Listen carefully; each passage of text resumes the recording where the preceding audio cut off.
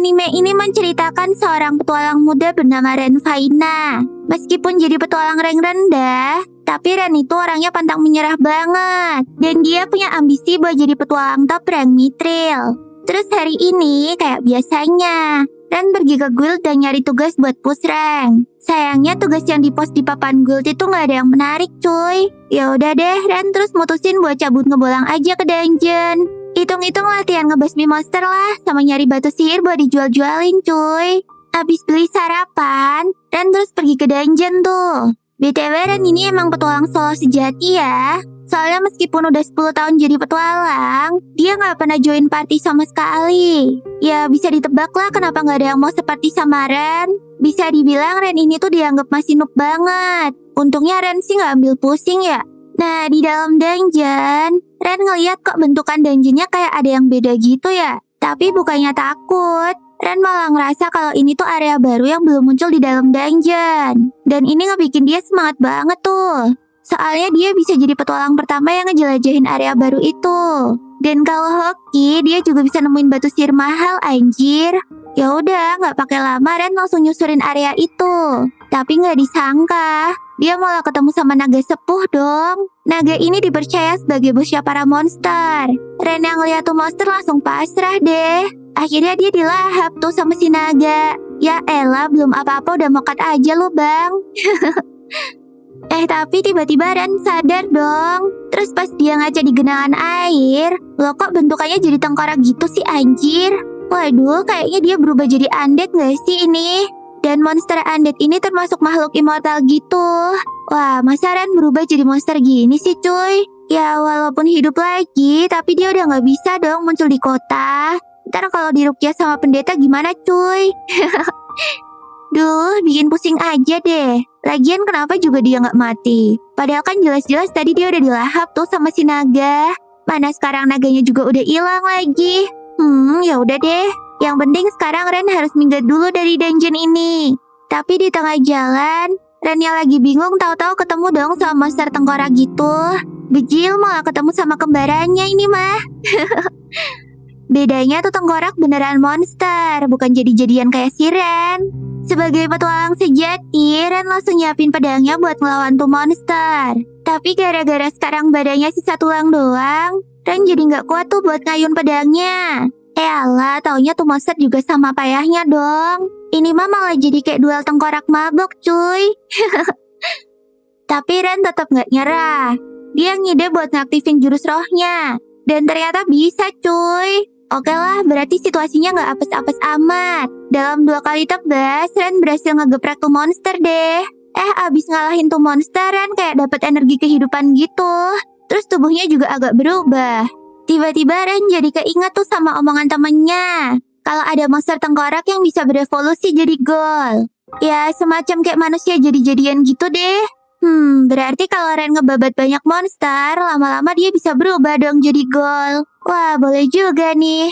Siapa tahu ntar bisa evolusi jadi bentuk yang mirip-mirip manusia kan?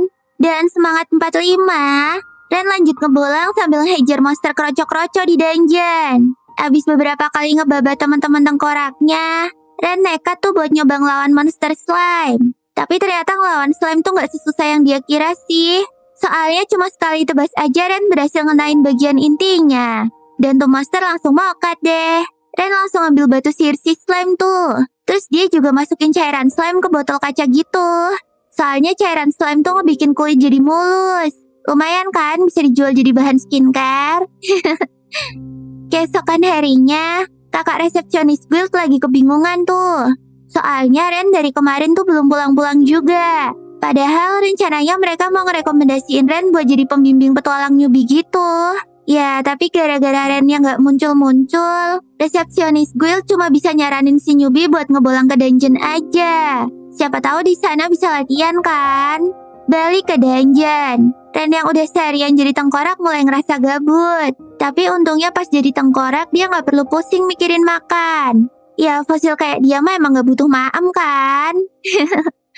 Oh iya, selain bisa ngaktifin sihir, ternyata Ren juga bisa pakai jurus roh suci. Nah, jurus roh suci ini tuh bisa buat nge-heal sama ngawetin makanan. Tapi yang bikin bingung, Harusnya jurus suci tuh nggak aktif loh kalau disummon sama monster undead kayak dia. Tapi ya udahlah ya, yang penting dia bisa ngawetin nih roti. Biar nanti pas Ren udah jadi gold, dia nggak bakalan bingung nyari makanan. Oke deh, mending sekarang kita lanjut babat monster aja, pikiran. Dan ambisi level maksimal, Ren pergi nyusurin dungeon dan ngebasmi monster tengkorak sama slime. Nah, abis ngehajar monster slime, Ren tiba-tiba notice kalau kekuatannya tuh jadi ningkat drastis gitu. Dan abis itu energinya si slime ngerumunin Ren. Sampai-sampai Ren kayak evolusi gitu dong. Anjir, Ren gak nyangka tuh dalam sehari dia bisa berubah jadi gold. Wah, ini sih bisa-bisa sebulan lagi dia berubah jadi vampir gak sih? Wah, gasken lah.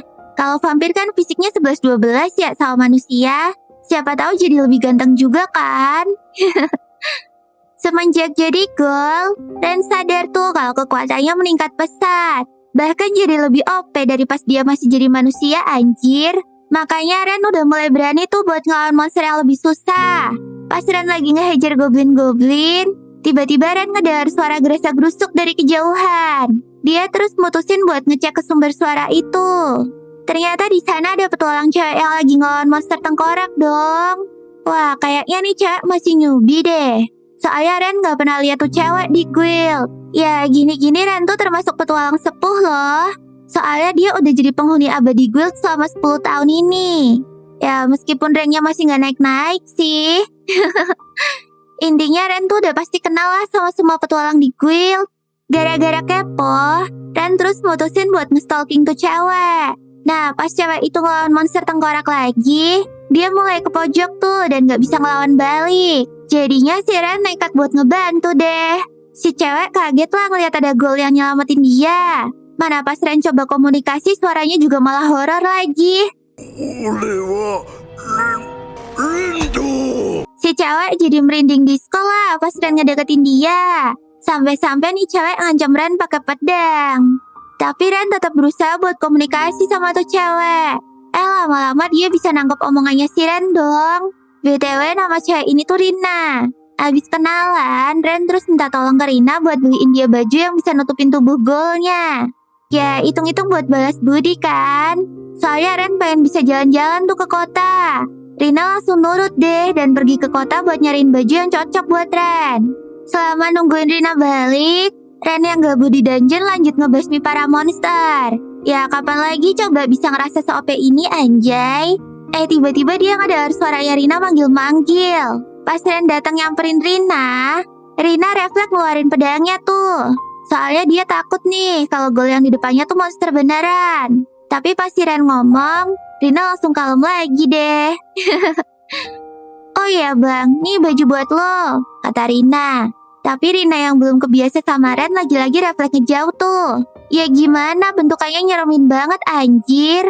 Cuma ya abis itu dia minta maaf tuh sama Ren. Dan untungnya Ren juga gak baper kok. Abis itu Ren ngecek baju yang dibeli sama Rina. Dan dia langsung naksir banget tuh sama jubahnya. Gak cuma itu aja, Rina juga ngebeliin Ren sepatu, sarung tangan, sampai perban juga dong. Kata Rina bahaya kan kalau tangan sama kakinya Ren ke-expose gitu. Aduh Neng, abang kan jadi terharu. Pas sudah dipakai, anjay plus 1 juta aura nih. Wah, sasuga emang selera fashionnya Rina.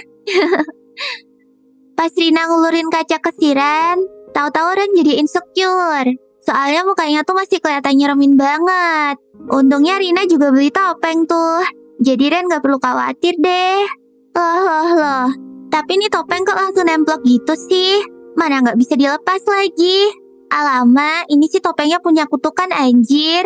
Akhirnya Rina terus ngaku kalau dia emang beli nih topeng di tempat yang agak sus gitu sih. Mana harganya juga murah banget lagi. Ya ampun Neng. Ren langsung ngide pakai jurus roh sucinya buat ngelepas tuh topeng. Tapi tetap aja nggak mempan jir. Karena ngerasa nggak enak, Rina langsung minta maaf tuh ke Ren. Tapi Rennya berusaha nenangin Rina. Aman aja kok Rin. Tiba-tiba Rina megang tangannya Ren dong. Rina bilang kalau dia yakin Ren tuh orang baik. Jadi dia nggak bakalan takut lagi. Meskipun ngomong kayak gitu, tapi tangannya Rina tetap gemeteran tuh. Ren jadi nggak tega lah. Terus dia bilang tuh ke Rina buat jangan maksain diri. Tapi mulai dari situ mereka berdua jadi makin akrab deh. Dan Rina ngajakin Ren buat balik ke kota bareng-bareng. Sesampainya di kota Malt, Ren kelihatan ragu banget tuh buat masuk gerbang kota. Soalnya di sana ada banyak kenalannya. Jadi ya dia takut ketahuan tuh. Ngadar itu, Rina terus nyaranin Ren buat masuk lewat gerbang lain aja. Pas jalan ke sana, Ren tiba-tiba ngucapin makasih ke Rina karena udah mau nolongin dia sampai sekarang. Sementara Rina ngerasa udah sewajarnya dia nolongin Ren yang udah nyelamatin nyawanya. Waktu mereka nyampe ke gerbang kota satunya, Ren tiba-tiba dicegat tuh sama penjaga gerbang. Terus penjaganya minta Ren buat ngelepas topengnya. Waduh, bahaya nih. Rina terus ngarang aja tuh dan ngomong kalau topengnya Ren ini terkutuk, jadi nggak bisa dilepas. Terus suara Ren juga kedengeran aneh karena sempat luka pas gelut. Setelah penjaga nyoba buat ngelepas topeng si Ren dan gak berhasil, akhirnya mereka mau gak mau jadi percaya deh. Yeay, misi nyelinap ke kota sukses deh. Baru aja masuk kota. Tiba-tiba Ren udah ngilang gitu aja dong. Si Rina langsung panik tuh. Oh alah, ternyata Ren emang sengaja kabur dari Rina. Soalnya Ren takut kalau Rina kena masalah gara-gara deket sama dia. Terus malamnya Ren mutusin buat nyamperin rumah kenalannya, namanya Loren. Ya elah, si Loren jam segini kok udah molor aja sih. Abis dibangunin sama Ren, si Loren langsung salfok tuh. Kok Ren bajunya aneh sih? Pas Ren nunjukin tangan golnya ke Loren, si Loren langsung kaget banget lah. Bejir lah, seharian ngilang pas balik tahu-tahu berubah jadi gol cuy. Apes banget sih lu bang. Untung aja Loren gak jantungan. Soalnya meskipun udah ngeliat wujudnya Ren yang macam jelangkung gini, Loren tetap tenang sambil bantuin nyari solusi. Ya untuk sementara mending lu nginep aja di sini lah, kata Loren.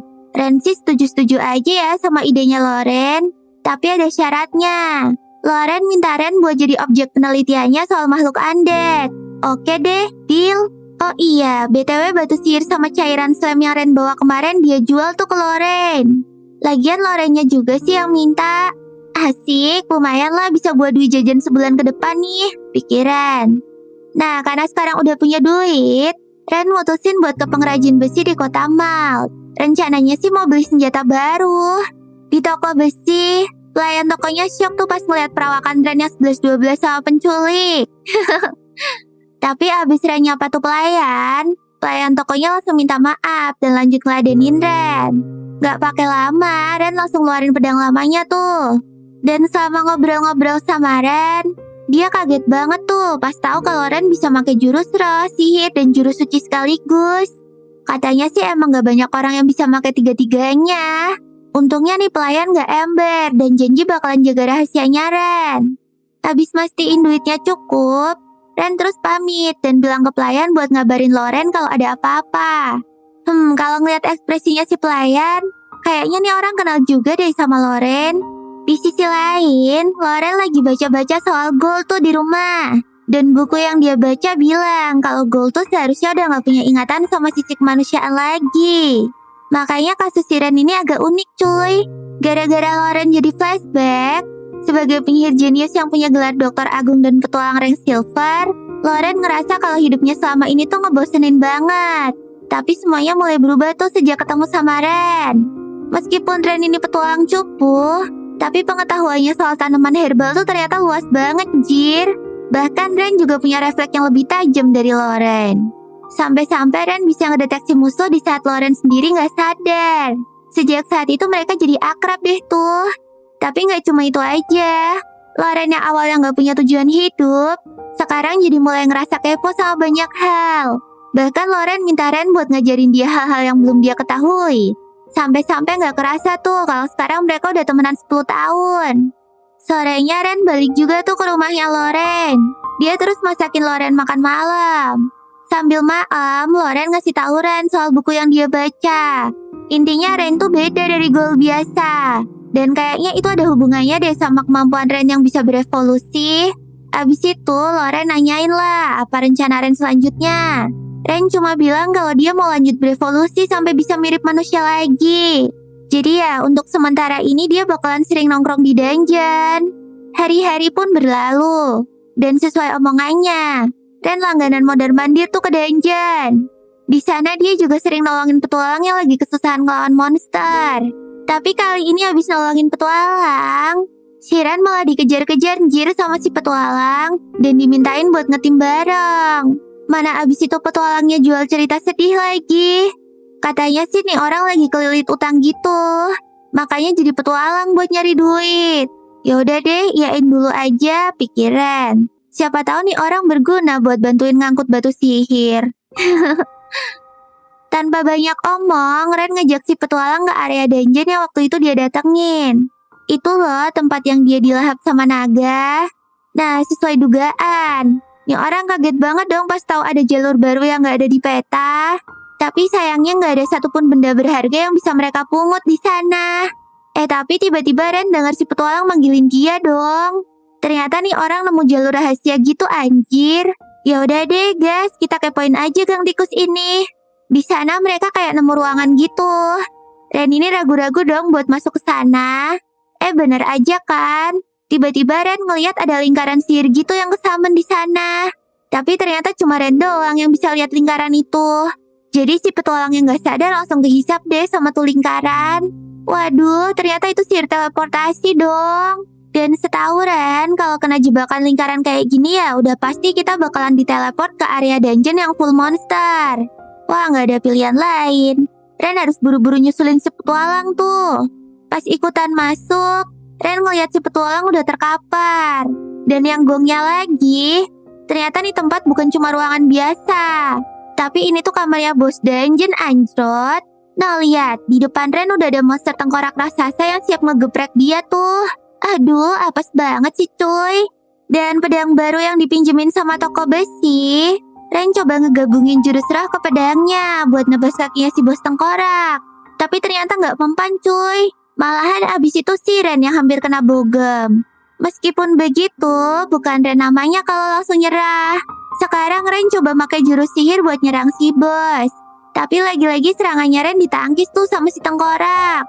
Ampun deh, ini sih susahnya level maksimal woi. Gak apa-apa guys, masih ada cara terakhir kok. Sambil ngaktifin jurus sucinya, si Ren nekat tuh buat nyerang si bos tengkorak lagi. Dan untungnya kali ini dia berhasil ngelukain kaki si tengkorak sampai tuh monster jatuh. Gak pakai lama, Ren langsung manfaatin celah ini buat ngehajar si bos tengkorak. Nah, abis berhasil ngalahin si bos tengkorak, Ren terus fokus pakai jurus sucinya buat nyembuhin si petualang. Pas si petualang akhirnya sadar, dia kaget banget tuh ngeliat monster yang udah jadi tengkorak geprek. Mana Ren ngeluarin batu sihir yang gede banget lagi. Ternyata itu dapat dari monster bos tadi. Dan Ren bilang kalau dia bakalan ngasih batu sihir itu ke si petualang. Tapi syaratnya si petualang harus mau bantuin dia. Ren terus ngaku kalau dia tuh lagi kena kutukan dan gak bisa ke guild. Jadi ya Ren minta tolong sama si petualang buat ngambilin misi di guild. Biar si Ren bisa tetap ngejalanin misi. Terus kalau nanti si petualang udah berhasil nutup utang-utangnya, Ren minta voucher makan gratis selamanya di restorannya si petualang. Wah, si petualang langsung setuju lah. Dia juga terharu banget tuh bisa ketemu sama Ren. Sekembalinya ke kota, si petualang ngebawa Ren buat mampir ke restonya. Ya emang kelihatan sih kalau nih resto udah mau bangkrut. Pasti gara-gara utang yang nih orang punya deh. Gak lama kemudian, tiba-tiba istrinya si petualang keluar buat nyambut suaminya. Si petualang langsung cerita tuh kalau dia udah dapet duit buat ngelunasin utangnya. Dia juga ngenalin Ren ke istrinya. Habis itu, Ren langsung pamit dan pergi deh dari sana.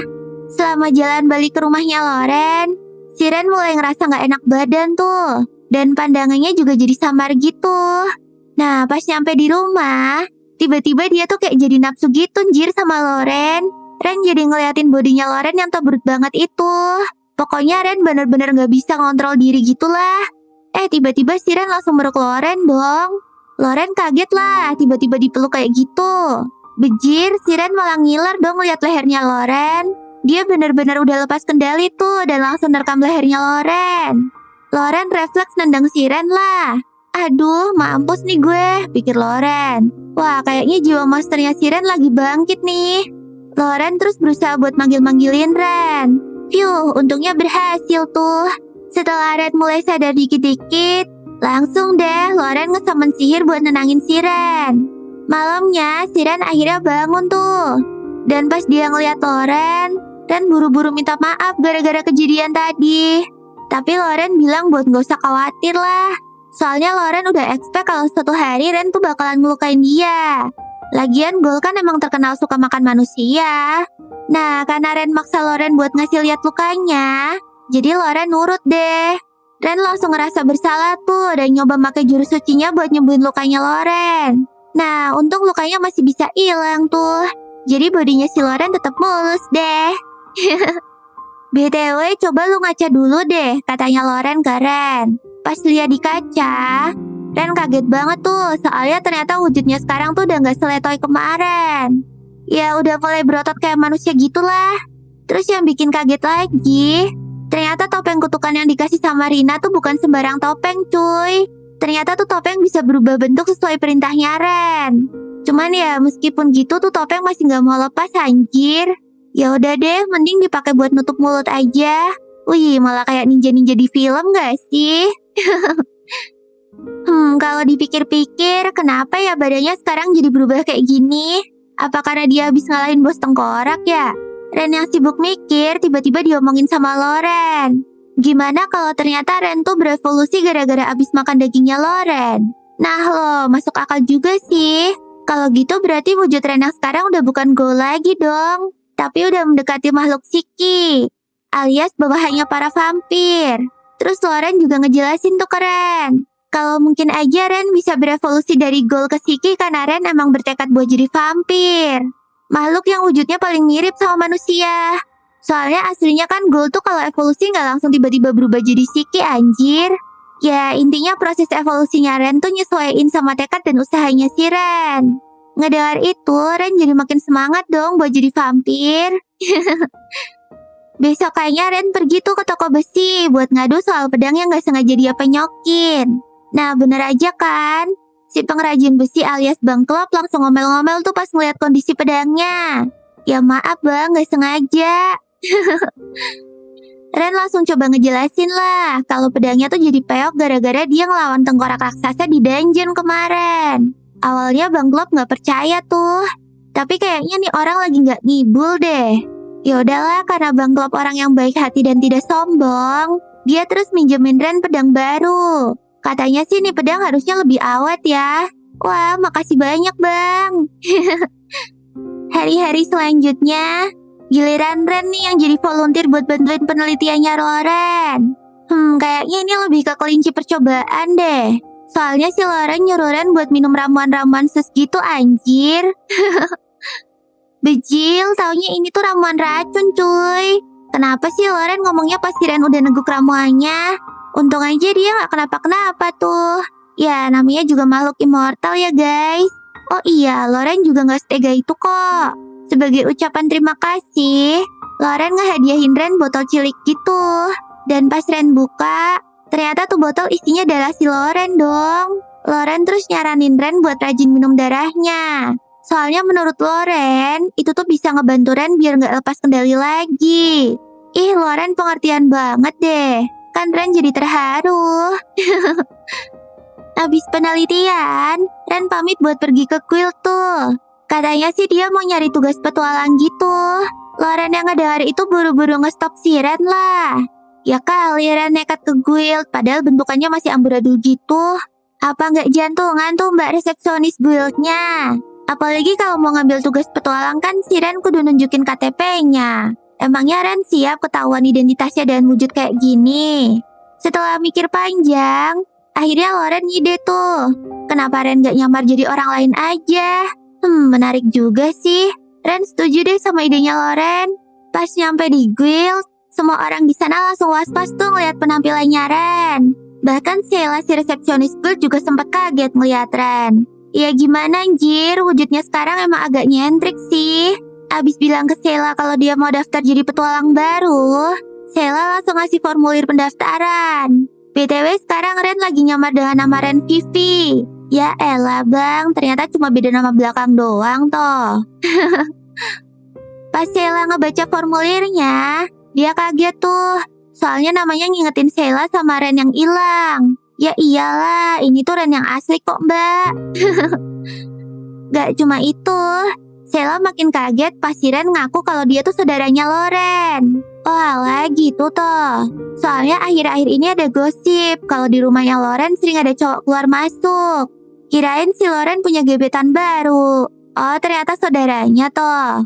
Tapi emangnya Loren punya saudara sus kayak gini ya? Ah taulah, mending cepetan ngurus berkas aja, pikir Sheila. Yeay, akhirnya sekarang Ren resmi jadi petualang lagi deh. Ya meskipun harus ngulang dari rank besi sih, tapi nggak apa-apa lah ya, yang penting bisa ngejalanin misi. Abis dapat tanda pengenal petualang barunya, Ren langsung cabut ke dungeon deh tuh. Di sana Ren sempat ketemu sama beberapa petualang newbie yang lagi gelut ngelawan monster. Abis itu Ren mampir lagi ke lingkaran sihir waktu itu. Siapa tahu ketemu bos lagi kan? Tapi kali ini Ren diteleport ke kamar terbengkalai gitu. Dan di kamar itu Ren malah ketemu sama cewek misterius. Tuh cewek langsung nge-summon sihirnya buat nyerang Ren. Ren langsung kelempar tuh. Sampai-sampai bajunya hancur dan badannya jadi ke-expose deh. Ngelihat badannya Ren, tuh cewek langsung kaget dong. Dan dia tiba-tiba minta maaf karena udah salah paham sama Ren. Abis itu cewek ini ngasih jubahnya ke Ren. Ya ampun, bodinya mantep banget coek. Oh alah, dia tuh elf toh. Oh iya, cewek elf ini minta Ren buat ngerahasiain soal kamar ini ke pihak guild. Dan buat ngebantu Ren keluar dari sana, cewek itu ngasih peta gitu ke Ren. Nah, tapi pas Ren buka petanya, taunya isinya kosong, jir. Oh alah, ternyata itu peta sihir yang bakalan otomatis merekam tempat yang dijelajah penggunanya. Makanya sekarang masih kosong gitu. Dan sebelum Ren sempat ngomong apa-apa, cewek itu langsung nge-teleport Ren keluar dungeon. Pas Ren balik ke rumahnya Loren, Ren langsung konsul soal cewek itu dan peta yang dia dapat. Ya, untungnya Loren bilang kalau peta ini nggak punya kutukan kok. Jadi aman aja buat dipakai. Pas Ren coba ngaktifin tuh peta, baru deh petanya nunjukin denah dungeon yang udah Ren katamin berkali-kali. Anjay, ternyata nih peta beneran berfungsi cuy. BTW itu tanda panah apaan ya? Loh, ternyata nih peta bisa nunjukin petualang yang lagi di sana juga anjir. Wah, ini sih Google Map aja lewat cuy. Oh iya, nggak cuma petanya aja yang Sigma. Tapi jubah yang Ren dapat dari tuh cewek juga punya daya tahan sihir yang kuat banget anjir. Berarti cewek yang Ren temuin barusan bisa jadi petualang rank tinggi nggak sih? Akhirnya Ren mutusin buat nemuin cewek elf itu lagi. Besoknya Ren beneran balik tuh ke dungeon. Tapi pas mampir ke area dungeon yang tersembunyi, taunya jalur yang dia temuin waktu itu udah hilang dong. Terus waktu Ren coba buka peta, denah area dungeon yang dia cari juga nggak muncul. Jangan-jangan ini ulah si cewek elf kemarin ya? Ya, nggak bisa ketemu lagi dong. Hari-hari berikutnya, Ren fokus buat ngerjain tugas dari guild.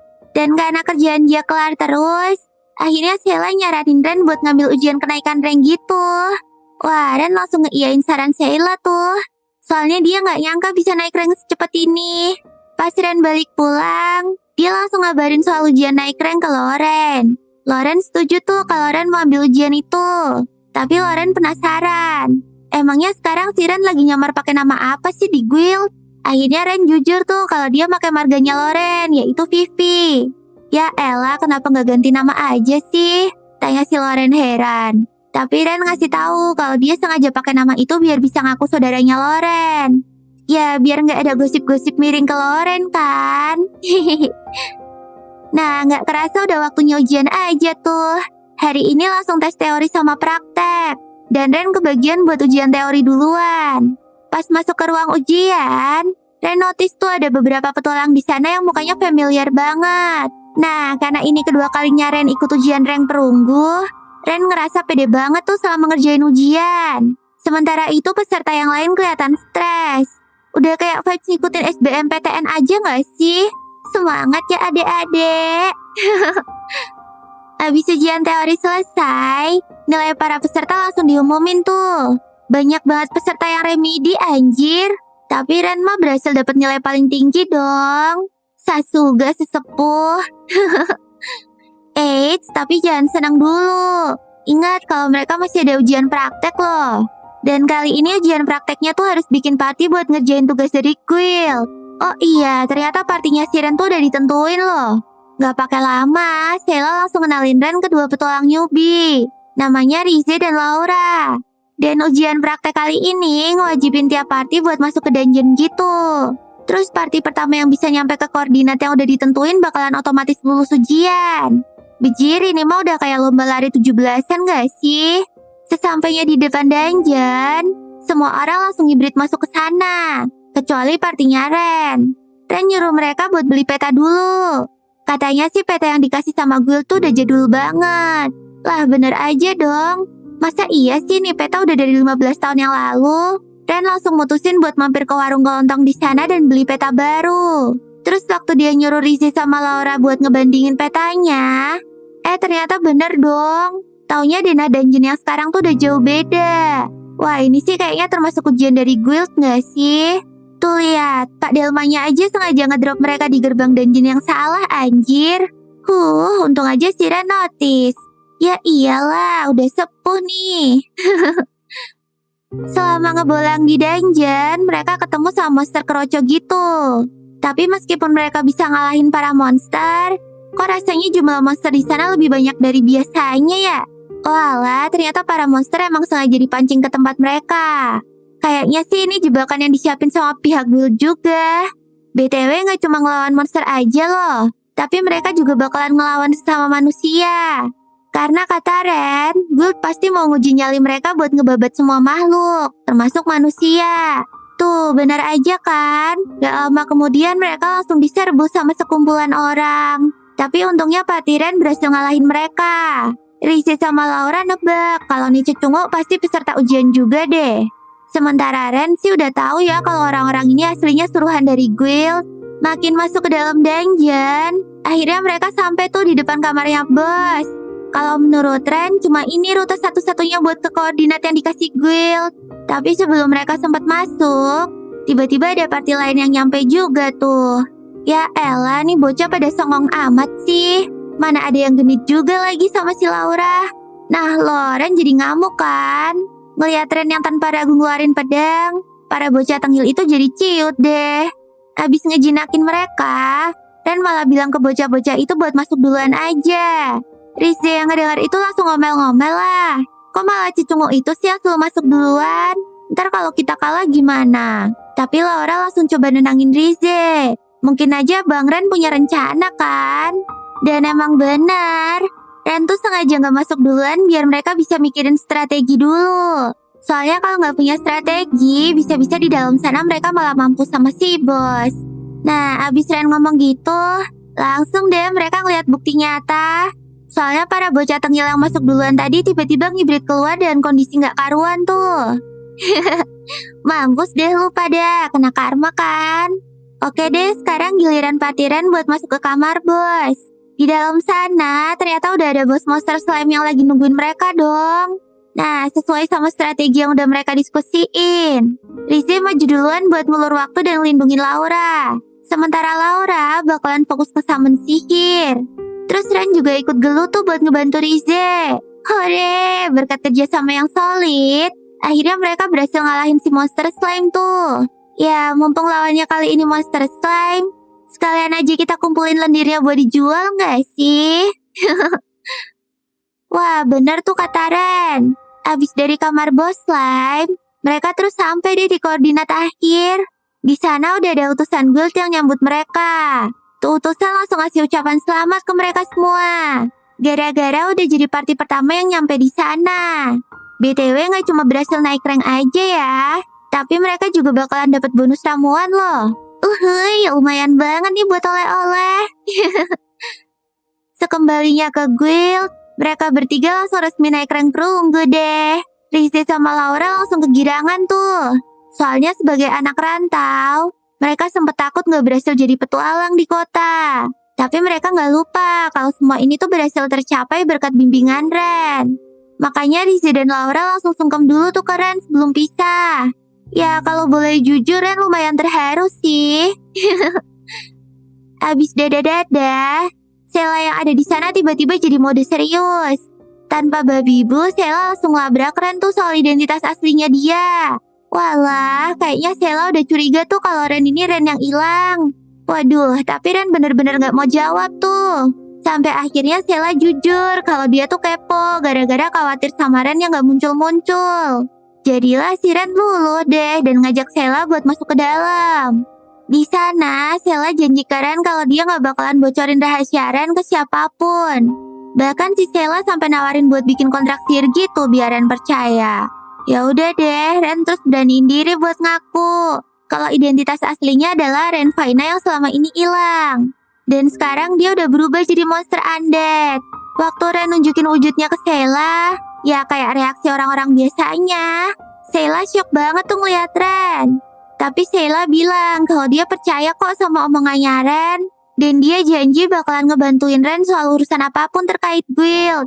Ya ampun Sheila, kan Ren dengarnya jadi pengen mewek. Gak cuma itu aja, Sheila minta diizinin buat ngikut ke rumahnya Loren. Soalnya dia mau dengar klarifikasi dari Loren soal situasinya Ren sekarang. Ya Loren sih gak masalah ya, tapi mau gimana pun Loren tetap harus ngetes si Sheila dulu. Soalnya kan bisa bahaya kalau ternyata Sheila gak siap kebanjiran fakta membagongkan soal Ren. Untungnya meski udah coba ditakut-takutin sama Loren, Sheila tetap tenang dan fokus tuh buat ngegali situasinya Ren. Jadi mau gak mau Loren setuju deh buat nge-spill ceritanya ke Sheila.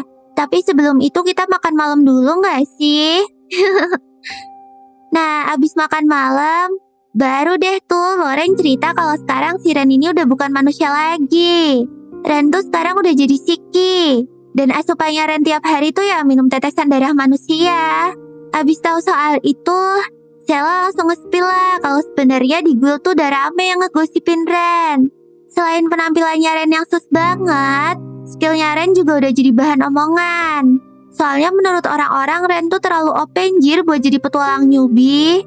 Gak heran deh kalau banyak orang yang jadi iri dengki sama Ren. Sampai-sampai ada yang nuduh Ren tuh penculik anjir. Soalnya ya emang lagi rame juga kasus penculikan petualang di kota Malt. Ada-ada aja sih. Ya udah, Ren ngalah deh. Dan dia janji ke Loren sama Sheila buat gak kemana-mana dulu sampai rumornya mereda. Ya, tapi namanya juga Ren. Sebagai petualang yang maniak kerja, besok paginya dia tetap pergi diem-diem tuh buat ke kota. Oh alah, ternyata hari ini dia tuh mau ke pengrajin besi toh. Wah, akhirnya senjata pesanan Ren udah jadi dong. Kuilah, kita coba dulu. Sambil diawasin sama Bang Klop, Ren ngaktifin semua jurusnya buat ngetes ketahanan tuh pedang. Widih, Sasuga pedang buatan Bang Klop. Sekarang serangannya Ren jadi plus 1000 ultra anjay. Bahkan tanpa disangka-sangka, jurus suci yang dipakai Ren buat nebas kayu pakai pedang malah bisa numbuhin tanaman juga dong. Sebelum sesi uji cobanya selesai, Bang Klop ngide buat nantangin Ren untuk aktifin jurus sihir dan rohnya secara bersamaan. Soalnya dia kepo banget tuh sama kapasitas kekuatannya Ren ini bisa sampai mana.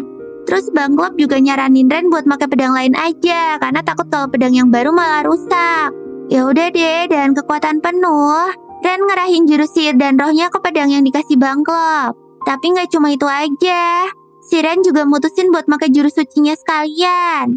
Dan pas dia nebas kayu pakai tuh pedang, langsung keluar deh cahaya yang silau banget. Dan waktu cahayanya udah reda, Bang Klop shock tuh ngeliat kayunya tahu-tahu berubah jadi bola gitu. Sementara pedang yang dipakai juga langsung hancur gara-gara nggak kuat nahan jurusnya Ren. Ya, untungnya pedang baru bikinan Bang Klop udah disetting biar bisa kuat nahan jurusnya Ren. Meskipun kalau jurus Ren besok makin OP, dia bakalan butuh pedang baru sih. Pas lagi jalan balik dari tempat Bang Klop, tiba-tiba Ren ngedengar suara orang debat gitu. Walah, ternyata ada warga yang lagi mohon-mohon ke petualang buat bantuin dia. Tapi petualangnya nolak karena nggak mau ngambil tugas dari luar guild dong. Ren yang ngedengar itu langsung nyamperin dua orang itu. Dan dia ngusir si petualang dari sana. Terus Ren bilang lah ke orang yang namanya Ryuntus itu kalau dia bakalan ngebantu asalkan imbalannya bagus. Ya udah deh, akhirnya Ryuntus ngasih tahu kalau dia butuh si Ren buat ngehajar monster penguasa danau. Tapi karena Ren gak terlalu paham, dia mutusin buat ngebawa Ryuntus ketemu Loren. Nah, di situ baru deh Ryuntus ngejelasin situasinya. Jadi di desanya tuh ada mitos soal monster penguasa danau. Jadi tuh monster bakalan ngelindungin desa asalkan dikasih tumbal cewek gitu. Cuma yang ngagetin, meski awalnya itu cuma sebatas legenda doang, tapi baru-baru ini si monster penguasa danau beneran muncul dong. Dan ngelahap semua tumbal yang dibawa ke danau gitu. Bahkan nih monster makin ngelunjak dan minta dibawain lebih banyak cewek anjir. Terus karena tumbal berikutnya itu adik ceweknya si Riuntus, makanya Riuntus nekat nyari petualang yang bisa bantu nyelamatin adeknya. Wah, ini tugas lumayan serem juga ya. Tapi kok Ren malah merasa kayak ada yang janggal sih? Sesampainya di desa Riuntus, Ren bingung tuh ngelihat desanya kayak kota mati gitu. Kalau kata Riuntus sih desa emang jadi sepi sejak monster danau muncul. Para warga jadi takut tuh buat keluar rumah. Nah, di rumahnya Riuntus, Ren ngeliat di pintunya kayak ada tanda silang. Riuntus bilang tuh kalau itu adalah tanda kalau cewek di rumah bakalan jadi tumbal selanjutnya. Terus akhirnya adiknya si Riuntus muncul. Namanya Amiris. Si Amiris ini langsung ngomelin abangnya karena udah berkali-kali ngebawa orang asing ke desa. Abis itu Amiris juga keluar dan nyuruh Ren buat balik ke kota aja. Tapi Ren kekeh tuh kalau dia cuma menurut ke Riuntus sebagai pemberi tugas. Jadi Amiris nyerah deh dan ngebolehin Ren buat nginep di desa. Yang penting Ren gak ikut campur sama acara tumbal besok malam deh. Ternyata si Amiris ini udah ikhlas anjir buat dijadiin tumbal. Keesokan harinya, Ren iseng tuh buat keliling desa. Di tengah jalan dia ngeliat ada kelompok pedagang yang lagi ngebujuk bocah-bocah gitu. Coba mampir pikir Ren.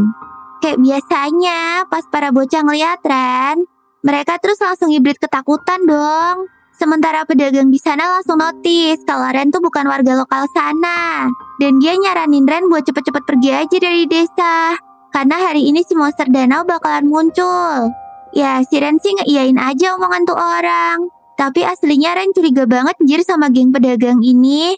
Waktu Riuntus datang buat manggil si Ren langsung nanya lah ke Riuntus soal mereka. Dan bener aja, kata Riuntus, tuh pedagang akhir-akhir ini emang suka nongkrong di desa. Wah, bener-bener sus banget sih nih. Malamnya Amiris sudah siap-siap buat jadi tumbal tuh dan lagi bengong di tendanya. Terus tiba-tiba Ren datang.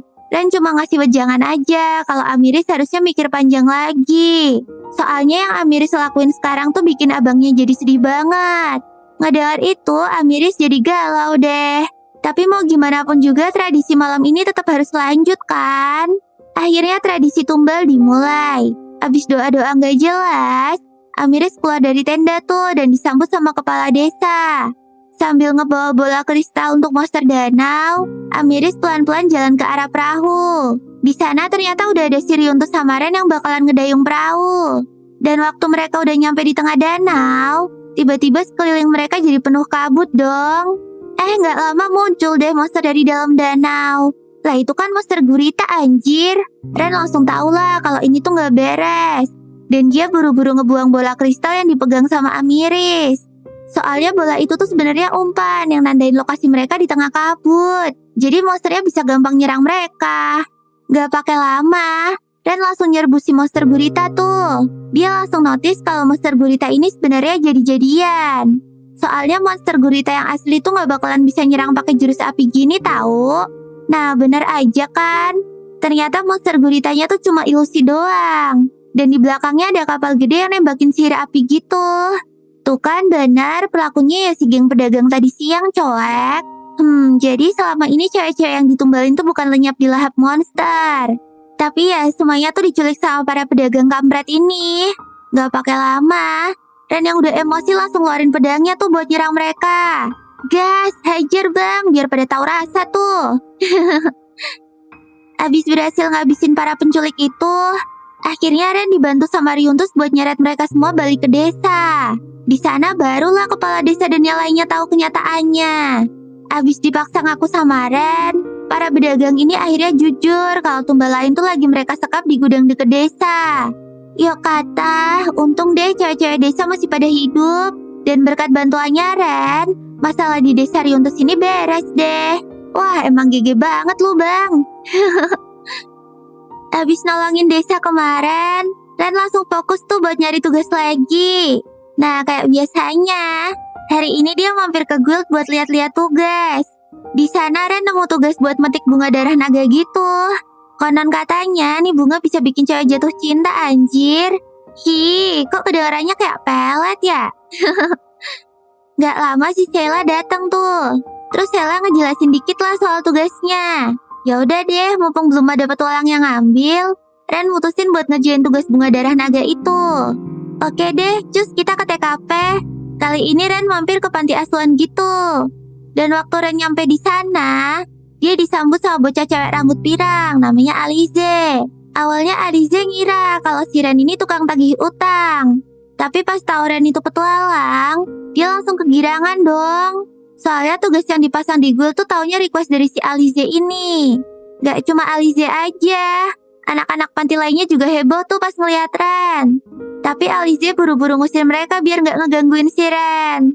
Pas situasinya udah kalem, baru deh Alize sama Ren ngobrolin soal bunga darah naga itu. Intinya ya, nih bunga tuh emang susah banget buat dicari. Tapi Alize butuh banget tuh buat bikin obatnya Bu Lilian. Nah, Bu Lilian itu suster yang jadi kepala panti. Dan Bu Lilian itu disayang banget sama anak-anak karena dia terkenal baik dan udah ngerawat mereka selama ini. Cuman ya, akhir-akhir ini tuh Bu Lilian lagi sakit-sakitan. Tapi yang tahu soal penyakitnya ini ya cuma si Alize aja. Sementara anak-anak lainnya tuh nggak tahu kondisi Bu Lilian sebenarnya. Abis dengar alasannya Alize, Ren jadi ngerasa kasihan tuh dan semangat buat bantu nyari bunga darah naga itu buat Bu Lilian. Eits, tapi sebelum nyari bunganya, kita inspeksi dulu lah nih gedung. Ren terus ngide deh buat beresin gudang bawah tanah panti. Sementara Alize semangat banget ngintilin Ren dari belakang. Bejir, taunya di bawah sana ada segerombol monster tikus yang kelihatan ganas banget cuy. Mana tiba-tiba tuh tikus barbar ngegigit tangannya Ren lagi. Ya Ren sih gak ngerasa sakit ya. Namanya juga udah jadi mayat. Si tikus itu malah kejang-kejang gitu dong. Dan gak lama kemudian tikusnya berubah warna jadi hitam. Dan yang ngagetin lagi, abis ngegigit Ren, si tikus tuh malah jadi nurut sama perintahnya Ren, anjir. Wah, lumayan juga nih curut buat jadi babu. Walah, kalau ngedengar penjelasannya Loren sih, darah vampir tuh emang punya efek ngebikin makhluk lain jadi jinak gitu. Tapi jujur sih, dia gak nyangka kalau si Ki macam Ren bisa punya kekuatan yang sama. Ya udah deh, gak ada salahnya juga buat ngejadiin nih curut babu baru. Yang penting Loren dibolehin buat neliti nih curut juga ya. Ya, gara-gara Ren ngerasa gak enak sama Loren, jadi dia nurut aja deh. Dan mulai sekarang mereka ngasih nama nih curut Edel, alias tikus terhormat. Keesokan harinya, dari subuh Ren sama Edel udah cabut tuh dari rumah. Hari ini mereka mau pergi ke rawa. Dengar-dengar sih rawa ini jadi tempat tumbuhnya bunga darah naga. Nah, sesampainya di sana, Ren langsung disambut tuh sama gerombolan monster goblin yang nyerang brutal. Tapi tentu aja Ren bisa ngalahin mereka semua dengan mudah dong. Nah, abis ketemu sama monster keroco, tiba-tiba Ren dikejar sama naga tarasku dong, anjir. Lah, nih naga datang dari mana deh? Buset, bikin kaget aja sih. Ya udah deh, nggak ada pilihan lain. Ren langsung aktifin sihir pedangnya buat nangkis racun dari si naga. Tapi meskipun udah pakai sihir dan jurus roh, tuh naga tetap nggak tumbang-tumbang dong, woi. Oke deh guys, kita coba pakai jurus suci.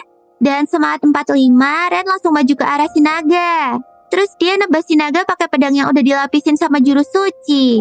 Anjay, kali ini berhasil dong cuy. Ya, mumpung nih naga monster yang lumayan OP, sekalian kita bungkus aja nggak sih? Siapa tahu bisa dijual mahal kan? Habis ngebasmi naga tarasku, Ren sama Eda lanjut ngepulang lagi tuh di rawa. Dan akhirnya mereka nemuin taman yang penuh sama bunga darah naga dong. Tapi baru aja Ren mau metik bunganya, tiba-tiba ada ikepen ganteng yang nyamperin dia. Punten bang, boleh tahu nomor WhatsApp-nya nggak? Oh alah, si abang ganteng ini ternyata sama kayak Ren. Dia datang ke sana mau metik bunga darah naga buat majikannya yang lagi sakit. Abis ngobrol-ngobrol, baru deh mereka kenalan. Nama cowok ini tuh Isaac. Yang bikin kaget lagi, tiba-tiba si Isaac malah nawarin Ren buat kerja gantiin dia dong. Isaac pengen Ren tuh jadi tukang metik bunga darah naga panggilan gitu. Ren sih mau aja ya, asalkan gajinya worth it. Ya udah, mereka terus janjian buat ketemu lagi deh di lain hari. Abis panen bunga darah naga, Ren terus mutusin buat balik ke kota Malt dulu tuh. Soalnya Ren mau mampir ke guild buat ketemu sama Sheila. Dia pengen konsul tuh soal naga tarasku yang barusan dia bungkus. Ya sesuai dugaan, si Sheila sok banget dong pas tahu Ren berhasil ngalahin naga keramat itu. Langsung deh si Sheila nganterin Ren buat ketemu sama tukang jagal yang ahli ngurus mayat monster. Di sana si Abang juga kaget banget ngeliat bangkai naga Tarasku yang kondisinya sempurna gini. Soalnya biasanya bangkai naga keramat tuh pasti kondisinya udah lumayan hancur gara-gara diserang abis-abisan. Wah asik, berarti kali ini Ren bisa gajian banyak nih. Besokannya Ren balik ke panti asuhan buat ketemu sama Alize. Di sana ternyata nggak cuma ada Alize aja, tapi Ren juga ketemu sama tabib dan pembuat obatnya dong. Jujur aja, mereka semua tuh kaget pas ngedengar kalau Ren udah berhasil metik bunga darah naga secepat ini. Bahkan gak cuma satu bunga aja, tapi si Ren ngebawain segepok anjay. Kata Ren sih ini hitung-hitung sedekah ya. Dan ini tugas bunga darah naga resmi selesai deh. BTW waktu Alice lagi ngasih upah ke Ren, dia sekalian bilang makasih tuh ke Ren, soalnya udah mau nolongin Bu Lilian. Terus gara-gara ngeliat Ren, Alize bilang kalau dia sekarang jadi punya cita-cita buat jadi petualang. Nggak dari itu Ren jadi senang banget dong ya. Makanya Ren nyaranin Alize buat buru-buru belajar mulai sekarang. Karena ya jadi petualang tuh nggak semudah itu anjay. Ini sih ngomong berdasarkan pengalaman ya bang. Tapi pas dibilangin gitu, Alize-nya langsung murung. Soalnya dia kan nggak punya duit buat belajar pedang sama sihir. Tenang aja dek. Ren bakalan bantu kenalin kamu ke guru sihir terbaik kok. Sebenarnya Ren gak mau si Alize ini bayar sih. Tapi karena Alize-nya ngotot pengen bayar Ren kalau udah jadi petualang, jadi ya Ren iya-iyain aja deh. Ya yang penting ngeliat Alize semangat jadi petualang aja udah bikin Ren seneng kok. Malamnya Ren cerita tuh soal Alize ke Loren. Oh alah, jadi maksudnya guru sihir terbaik tuh Loren toh.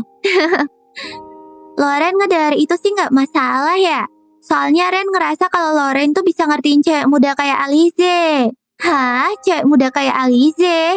Gue juga masih muda Loren, kata si Loren kesel. Waduh, siap salah. Tuh kan, makanya pekat dikit dong Ren. Ngeliat Loren yang ngamuk-ngamuk, Ren langsung panik deh tuh. Makanya dia gercep muji-muji Loren sampai agak nge-rap gitu. Ampun Beb, aku gak bermaksud kok, kata Ren. Pokoknya cuma kamu yang paling cantik dan bohai di mataku. Abis dipuji-puji gitu, baru deh Lorennya kalem lagi. Hampir aja tuh malam ini lu tidur di luar bang. Keesokan harinya, Ren yang baru aja nyampe di Gul tiba-tiba disamperin tuh sama Sheila. Dan muka panik si Sheila nyeret Ren ke ruangan private gitu. Di sana Sheila ngasih tahu Ren kalau dia dapat misi khusus dari bangsawan Lator. Jadi, Lator tuh keluarga terhormat yang sepuh dan terkenal banget di kota Malt. Si Ren bilang lah kalau dia gak kenal jir sama anggota keluarga Lator. Tapi pas Sheila ngeliatin surat tugasnya, Ren langsung ngeh tuh. Oh alah, ini tuh tugas dari Isaac anjir. Ternyata si Isaac nih bawahannya keluarga Lator toh. Ya udah deh, Ren akhirnya cerita kalau dia tuh emang sempat ketemu Isaac waktu ngambil bunga darah naga. Ren langsung ngomong ke Sheila tuh kalau dia bakalan terima tugas dari Isaac ini.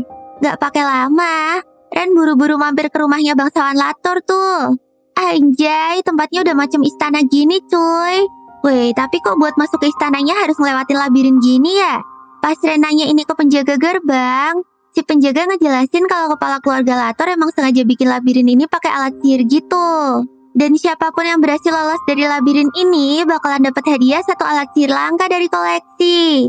Bejil kelakuan orang kaya emang ada-ada aja ya. Tapi ya hadiahnya emang menggiurkan juga sih. Yaudah deh lumayan lah. Akhirnya Ren tertarik tuh dan mutusin buat nyusurin tuh labirin. Pas masuk, ternyata labirin ini emang lumayan susah cuy. Terus Ren ngira kalau peta yang dikasih cewek elf waktu itu bisa ngebantu. Tapi ternyata petanya gak berfungsi jir kalau bukan di dungeon. Ya kalau gitu berarti Ren cuma bisa ngandelin instingnya aja dong. Cuman kok udah berjam-jam ngebolang di labirin ini si Ren tetap kesasar ya? Waduh, nggak lucu kan kalau dia beneran stuck di sini? Aduh, capek juga ya keliling di labirin kayak gini. Pas lagi ngedumel, tiba-tiba di depan sana Ren ngeliat ada jalan keluar gitu. Tapi sayangnya itu bukan jalan keluar yang dia harapin, jir. Soalnya ternyata itu masih bagian dalamnya labirin. Dan di sana ada teras buat neduh gitu, dan ada cewek misterius yang nawarin dia minum teh. Mumpung lagi haus, jadi Ren iyain aja deh ajakan tuh cewek. Sambil ngeteh-ngeteh cantik, mereka berdua ngobrolin soal alat sihir gitu. BTW teko yang lagi dipakai sama tuh cewek taunya alat sihir yang mahal banget anjir. Ren aja sampai cengok pas ngedengar harganya. Terus waktu Ren minum teh yang dibikinin tuh cewek, si cewek bisa ngeliat mulutnya Ren yang kayak mayat itu. Tapi si cewek bodoh amat dong. Dia malah tertarik sama topengnya Ren. Tuh cewek tahu kalau topengnya Ren tuh termasuk alat sihir yang langka banget. Buset, padahal ini kan topeng yang dibeli Rina dari pasar loak anjir. Bahkan saking nasirnya sama topengnya si Ren, si cewek sampai nawarin harga tinggi loh buat beli topengnya. Waduh, gimana ya? Sebenarnya Ren pengen banget tuh ngejual nih topeng. Tapi ini tuh gak bisa dilepas anjir. Jadi ya dengan berat hati Ren harus nolak tawaran cewek itu deh. Abis itu Ren pamit tuh buat lanjut ngebolang lagi. Abis ngabisin berjam-jam ngebolang, Ren mulai sadar tuh kalau ada yang aneh sama labirin ini. Pas dia ngeliat ke arah matahari, tiba-tiba mataharinya pindah anjir. Wah, jangan bilang nih labirin emang suka ngacak dari tadi. Ya elah, pantes aja Ren kesasar mulu. Orang labirinnya full jebakan gini, ini sih cuma bisa ngandelin hoki aja dong. Tapi gak kerasa tahu-tahu udah sore aja tuh. Dan akhirnya Ren berhasil keluar dari labirin itu. Piuh, akhirnya ya bang. Pas sampai di depan istana Lator, Ren ketemu sama Isaac dan cewek tadi yang ngajakin dia ngeteh. Oh alah, ternyata nih cewek namanya Laura Lator. Dan dia tuh kepala keluarga Lator dong. Ya udah deh, abis saling kenalan, Ren langsung nagih hadiah alat sihir ke si Laura. Ya kali kan dia muterin labirin absurd tadi tanpa dapat imbalan. Oke lah bang, ayo ikut aku ke gudang, kata Laura. Mereka bertiga terus jalan bareng tuh ke gudang tempat koleksi alat sihirnya keluarga Lator. Di sana, Ren langsung kagum tuh ngeliat koleksinya Lator yang emang gak main-main. Mulai dari bola kodam sampai drone pesawat. Semuanya ada di sini dong cuy. Wah ini mah berasa lagi di pasar alat sihir gak sih? Saking banyaknya alat sihir di sana, Ren jadi bingung jir mau milih yang mana. Abis itu Laura ngajakin Ren ke gudang bagian belakang. Dan di sana Ren ngeliat ada semacam lukisan gitu. Tapi pas neken tombol lukisannya, tiba-tiba lukisannya keluar dari bingkai dong. Bejrot bikin jantungan aja anjir. Nah gara-gara kaget, Ren gak sengaja nyentuh sesuatu di belakangnya. Dan ternyata yang dia sentuh tuh malah bereaksi dong.